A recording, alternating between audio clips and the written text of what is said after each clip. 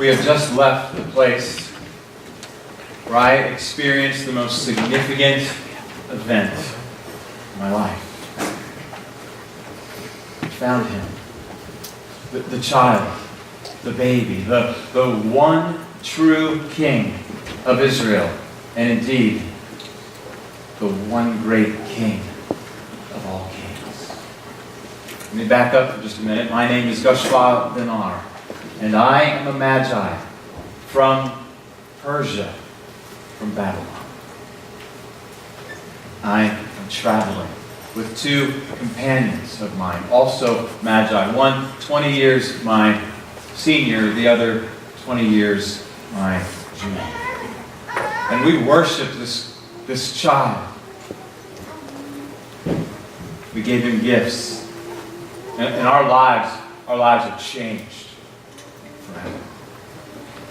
Our people, the Magi, go back to the prophet Daniel and even beyond. But Daniel was one of our own. You know, he prophesied about a Messiah. Now, although Daniel was Hebrew and we are Gentile, but we love the God of the 12 tribes of Israel.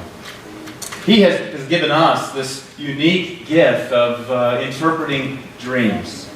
You see, some also call us astrologers, for we study the stars in the sky.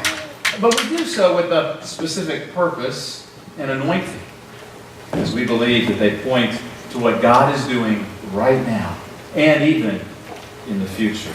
Recently, some strange occurrences happened in the night sky. 3 stars, they lined up and they pointed to the west, right to the city of Jerusalem in Palestine.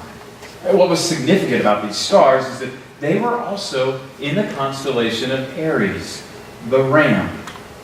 3 stars from a ram or a lamb. And they pointed to the city of David. Ever since King Nebuchadnezzar took the people of Judah into captivity in our home country, we have known of stories of God's deliverance of his people. One account often tells of a ram being stuck in a thicket that God provided as a sacrifice. It was on Mount Moriah in what is now Jerusalem. The intended sacrifice was Abraham's son, Isaac. Oh, but God had another plan. And we have heard that one day even God will deliver all of Abraham's children, both Jews and Gentiles, by way of a lamb or a ram. So that night the stars pointed to Jerusalem, and we, along with a cavalry of slaves and servants, ventured out to seek the meaning of the stars. You should know that some have called us Magi king-makers, for no king in all the East became royalty without the blessing of our little fraternity. And if the stars were calling out that a new king had arrived, it was our job to sanction the monarchy. Yes, we had heard that Herod was the so-called king of the Jews in Jerusalem, but that was merely a title bestowed upon him by Caesar Augustus to aid in his collection of taxes. We arrived in Jerusalem a couple of months and over 1,000 miles after our departure from Persia. When Herod heard that we were in town looking for a new king, as you can imagine, he was a little shaken and even irritated. Was his makeshift reign coming to an end? He called for a meeting with us immediately, and we told him of the prophecy, of the stars. And he was familiar with the ancient word, but he had no knowledge of the night sky pointing us here right now. But he suggested that we search the neighboring town of Bethlehem, for his advisors had recalled the biblical text of Micah saying, "You, O Bethlehem, will be the birthplace of my king." And then he told us to return to Jerusalem and let him know what we had found so that he could worship the new king as well. It took us just a day and a night to reach the sleepy little village. Again, we sought the night sky for direction. Another star appeared, and its travel actually stopped and reversed and then stopped again right over a simple peasant home. We approached cautiously. A carpenter appeared in the doorway, amazed at our large caravan. Could this be the man we were seeking? He assured us no. He was just a simple man. However, his son. We entered the home, and we immediately knew. We just knew. We could feel the presence of God's peace. It was overwhelming. The boy's mother was radiant. The child, now at least a year in age, sat in her lap. He was not the king we expected, but he most certainly was the king that the God of the Hebrews had anointed. Oh, and we were instantly humbled to be in his presence. We offered him the gifts that we had brought, although they honestly seemed insignificant. The gold, the frankincense, the myrrh, a lifetime of gifts, if you will. And we bowed before him. No, we fell before him, our faces to the ground, and we just worshiped. Worship. And the little child alternated his gaze between his mother and us. He smiled. We stayed as long as we could. Our lives and hearts changed, transformed forever, really. We're heading back to Babylon by way of a different route. God told us in a dream that we must protect this new king and not tell Herod of his whereabouts. Not really sure what I'm going to do once we get back home. I know we cannot merely just go back to the life that we have been living. No, it's going to be different.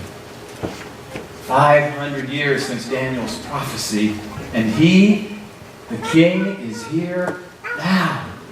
We sought him out, and we found him. We found him. And we will tell the people of Judah living in our land that they too must seek out and find their new king. And if they let him into their life and into their heart, they will be completely transformed as well. Some of the words and actions and thoughts perhaps of one of the Magi from Matthew chapter 2. We're going to unpack this story, but first let's pray. So God, we are humbled to be in your presence this morning. We're so very grateful. We seek you and you alone. God, would you let the words that I speak bring glory and honor to you and to you alone as well. We humbly offer this prayer in the name of Jesus, that infant and our King.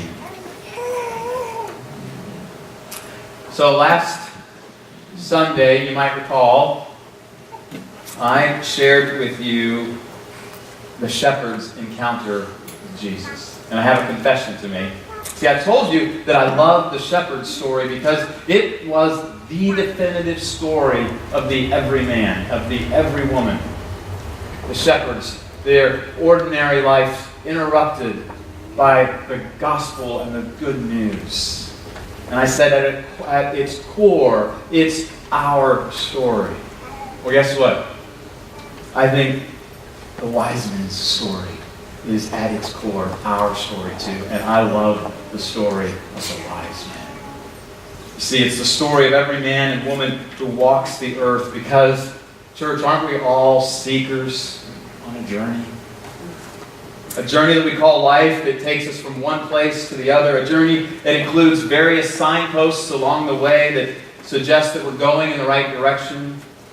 A journey that we hope will have its moments along the way that deeply impact our hearts. A journey that will include life transformation. Our Advent story this week is from Matthew chapter 2, as I said, and we're looking this whole Christmas season at those who had an encounter with Jesus. And this week it is the wise men, the Magi, as they were called. Now, why did the Magi come seeking the newborn king? And how did they know that he'd be there at this time? And what about the star? Oh, lots of questions about the star and how they could have possibly led these wise men. Let's try to answer some of those. The Magi were magicians, magicians, also sorcerers, believe it or not, astrologers, scientists of the day. So watching the night sky was something that was actually very natural to them. They came from Babylon, which is modern-day Iraq. It's roughly 700 miles as the crow flies from Baghdad to Jerusalem. A few hundred miles further to traverse the sandy desert and terrain.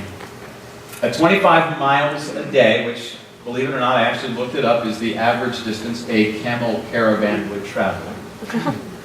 It would have taken about a month for this caravan. Now you may recall earlier this year, we studied Daniel.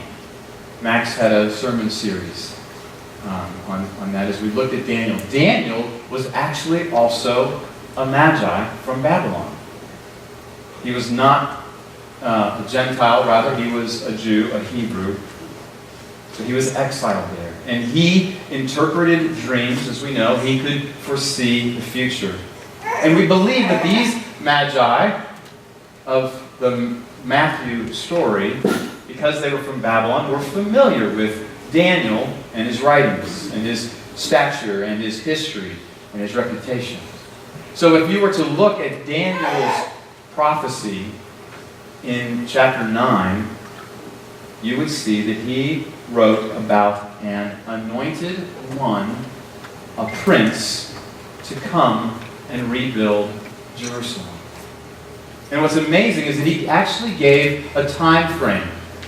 If you do the math, it's 483 years. These particular magi knew that the time was right for the king of Israel on the scene. Now, another magi, also from the same Babylonian region, his name was Balaam. He also prophesied about a coming king. And we see his prophecy in Numbers chapter 24. And he says that a star will come out of Jacob, a scepter will rise out of Israel. Is it a literal star? Maybe. Maybe it's a series of planets that aligned together with the naked eye of those days. Could have been a combination. Is Jesus the scepter, the king that will rise out of Israel? I would say yes. So, armed with these two prophecies, that is why the Magi were looking into the night sky at that particular time. That's why they journeyed such a long distance to Jerusalem. And that's why they brought gifts. And that's why they worshiped. See, this was an event that had been foretold for thousands of years, and it was happening in their lifetime. At a minimum, they had to just check it out. Right? Wouldn't you?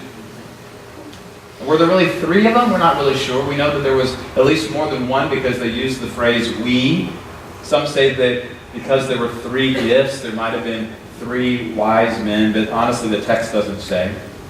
And what about those gifts? I mean, if this was a baby, why bring gold, frankincense, and myrrh? I mean, wouldn't you bring, diapers and formula? Right? Or onesies or something? Well, many make the case that they brought gold because they knew that Jesus was a king. Whoever this person was that they were going to see, if it was a baby or not, they knew that this person was a king. So they brought gold. They also knew that as the king of the Jews, that this person would be a priest, and so that's why they brought frankincense. And then they brought myrrh, which is a traditional spice used to embalm the dead. And so I think that these gifts, Jesus, the king, would be set now for every stage of his life. And that's why they brought those gifts. So what do we learn from this story? How can we take the Magi story home with us today? Well, the first thing I think that's obvious is they sought hard after Jesus. And that's our call to us, right? To seek hard after him. Unlike the shepherds who were just having an ordinary day when their world was totally upended with the angel's proclamation of good news, the Magi saw this day coming They had been waiting for it. They had been making marks on the walls of their home, looking and earnestly anticipating this for almost 500 years. So they were determined to find him. And the Bible is loaded with encouragement for us who seek hard after God. Look at Deuteronomy 4:29. If you seek God, your God, you'll be able to find him. If you're serious, looking for him with your whole heart and soul. Jeremiah 33:3 says, call to me, seek after me, and I will answer you. Matthew 6:33, the words of Jesus himself in the Sermon on the Mount, he says, seek first his kingdom and his righteousness, and all of these things that he had been talking about would be added, would be given to you as well. And then Psalm 63, you, God, are my God. Earnestly I seek you. I thirst for you. My whole being longs for you in a dry and parched land where there is no water. Think of that. In a dry and parched desert land, the psalmist doesn't want water. He thirsts for God. Oh, Lord, may that be my prayer. Come, fill my thirsty soul. Amen. Our second point, our second thing that we can take away, I believe, is when you find him, hold on to him. Worship him. Psalm 63:8 says, I cling to you. What a beautiful picture. The message says, I hold on to you for dear life, and you hold me steady as a post. Jesus says in the Gospel of John, if you love me, you will keep my commandments. And I think about people who have clung to Jesus, even though it was a hard thing to do. You think about those who have been martyred for their faith because they loved God. People who have suffered greatly, even for religious freedom. I think about this country, this nation, United States of America, being founded because of those seeking to worship God freely. Did the early settlers suffer? Yeah. It cost them dearly. When you read the history of how they journeyed across the Atlantic Ocean and then set up colonies, they sought hard after God. They sought the freedom to worship. I kind of throw out there, I wonder if William Bradford and others aboard the Mayflower in 1620, if they were perhaps the Magi of the 17th century. They weren't seeking the Messiah per se, but they were seeking a free land where they might worship the Messiah. Again, if you truly love him, you'll do anything for him. And as you seek him and find him, hang on to him. I think then the third thing that we are encouraged to do, as the Magi did, is to worship and adore him. We have these three men. They have traveled for a distance. They arrive in the capital of Judea. They arrive in Jerusalem. As it is today, it was then the hub of all things Jewish all over the world. And they start asking questions about the King of the Jews. And they, Gentile though they were, they wanted to worship him. The King of the Jews, these Gentiles, whoa, they were humbled, they were honored to worship him. And it didn't matter that they were Gentile. And I think of Romans 1:16, where Paul says, for I'm not ashamed of the gospel, because it is the power of God for the salvation of everyone who believes. First for the Jew, then for the Gentiles. These Magi were Gentile, but they knew that somehow their salvation was going to be found in this King. They saw the signs, and they sought out the Messiah. Also, please note, they did not worship the signs. Sometimes, even in this culture, we get caught up worshiping perhaps the healing that takes place, or the blessing, a financial blessing, or prosperity blessing that we might receive. Remember to worship the one who provides those things, not the tangible things themselves, right? What is worship? Look at worship. It's you living out as God intended you to live. I love the Message translation of Romans 12. You've heard me read this before, but it's so great. Here's what Paul says. Here's what I want you to do. God helping you take your everyday, ordinary life. You're sleeping, eating, going to work, and walking around life. Place it before God as an offering. Embracing what God does for you is the best thing that you can do for Him. Church, that's worship. So why do we worship? The obvious answer to that question is that it puts God in His rightful place, right? Giving Him honor and praise because of who He is and what He's done for us. And we've talked about why worship before also, that worship defeats the enemy in our lives. Remember when Joshua put the trumpeters out front as they came around the city of Jericho, and when the trumpeters blew the trumpets, and when the people shouted praises, that's when the enemy was defeated. That's when the walls fell down. Now you might ask, why is the enemy concerned about you? I think he has this unique perspective to see who you are and the great plans that God has for you. Be assured, church, God has great plans for you. But the enemy sees your greatness, but you can't. You get caught up in the things that are causing you angst. And you can't see through to the great things that God has for you. But the enemy can. And so the enemy wants to take you down. Worship takes him down. So our encouragement is to sing. To sing praises to your King.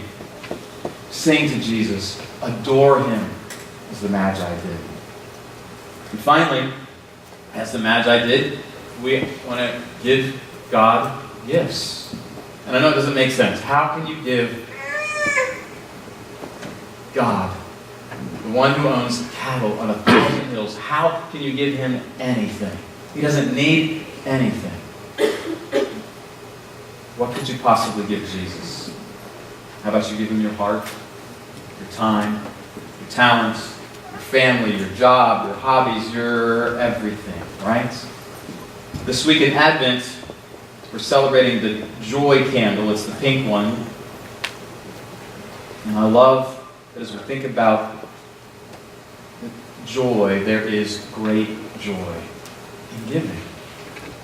In Luke's account of the Sermon on the Mount, Jesus encourages us to do to others as we would want them to do to us. And this whole talk is chock full of great sage wisdom and life-giving words from the lips of Jesus. And He challenges us to back up the words that we speak with actions. And He challenges us not to judge others, and He challenges us to love our enemies. And some might suggest that that's contrary to the so-called conventional wisdom, right? But then He gives us one of the whys. Why we are to love others. He says, don't condemn those who are down. That hardness can boomerang. But be easy on people and you'll find life a lot easier. Give away your life. You'll find life given back. But not merely given back, but given back with bonus and blessing. You see, giving, not getting, Jesus says, is the way. Generosity begets generosity. And truly, isn't that the spirit of Christmas? Is giving. So, as we journey through life, I want to encourage you to be like the Magi. See the signs? Don't focus on the signs. Seek after the sign giver. And then worship the life giver. And then be generous in your response to the one who gives you life and life for all eternity. And so, please bow with all your heart and cling to Him today. Let's pray. God, we thank You for this story that is history. It's Your story. And it's another example of someone else who came to see You and who worshipped You. And so, God, our heart is to say, let us worship You. As we find You, let us cling to You. And then let us be givers, as You've called us to give freely so that you may give back as you give back to us. We worship you, Jesus, today. We fall before you. And we say thank you. Thank you for who you are and what you've done. And we pray this in the great name of that child, Jesus. Amen and amen. Let's stand. We're going to sing one more time.